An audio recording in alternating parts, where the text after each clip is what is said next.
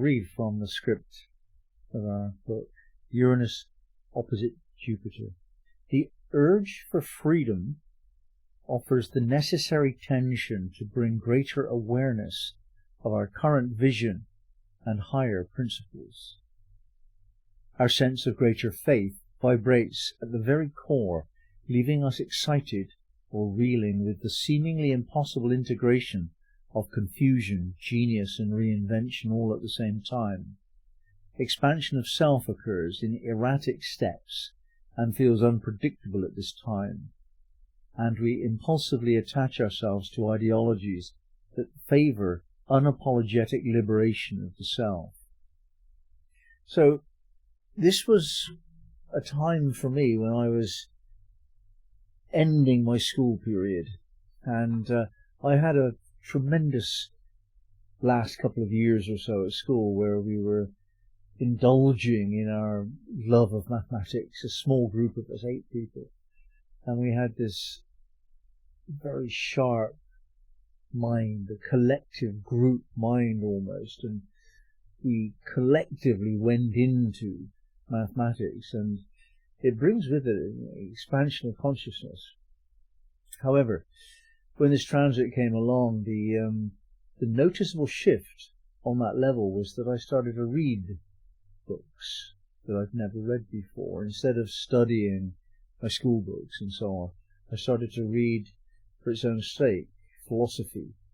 And I remember being very deeply moved by certain German philosophers. Hermann Hesse was one, and other popular philosophers like Jack Kerouac. I would have been reading that at the time. And so I was reading mind-expanding books. My Jupiter being in the 3rd house is to account for the intellectual side of that. And I started to travel as well. I had an adventurous spirit, and nowadays it's commonplace to put on a backpack and go hitchhiking somewhere. But it wasn't then. And with a mate, I took off from England and hitchhiked through Europe down to Italy and back. And that was considered absolutely outrageous. Nobody could understand why we were doing it. We were the only people that had ever done that kind of thing. So there was a sense of a pioneering spirit, of Jupiter being in Aries and so on. And adventure and open-minded discovery. We were experiencing culture shock, drinking different beer, experiencing different noises on streets made of cobblestone, that kind of thing. And the heat, unknown in England, the heat of Italy was quite stunning. So all of this was Jupiter being awakened, and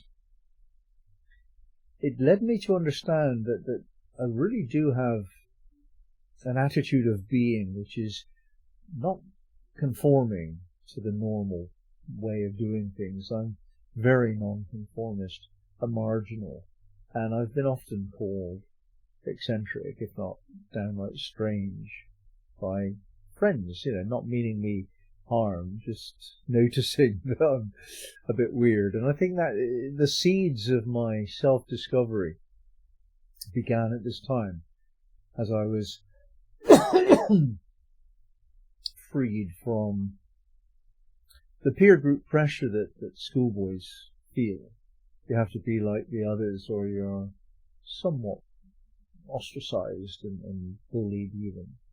And I wasn't. I was part of it all. I was a player of sports, and I had the privileged position of always being good enough at my academics, but never first. I was never, blamed for being too clever.